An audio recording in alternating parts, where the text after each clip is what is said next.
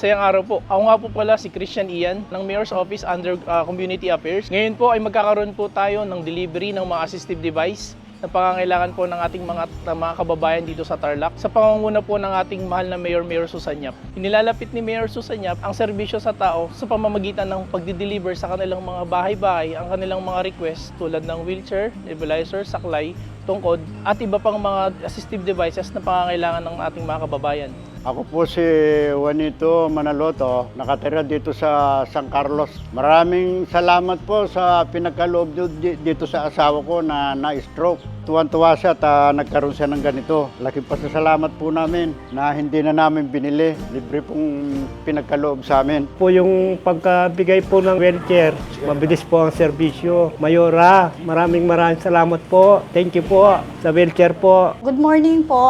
Bali ako po si Mary Jane Cabusora. Wish granted po kasi napakalaking tulong po na magkaroon po ng bagong wheelchair ang mother ko. Bedridden na po kasi talaga siya. Tuwang-tuwa po kami na dineliver nyo po. Parang makalakad po yung asawa ko po. Sana po mas marami pa kayong matulungan na mga nangangailangan ng katulad ng sa amin. Sa mga kababayan po natin gustong mag-request, mangyari lamang po pumunta po kayo dito sa aming opisina, Mayor's Office under Community Affairs Office. Maraming salamat po.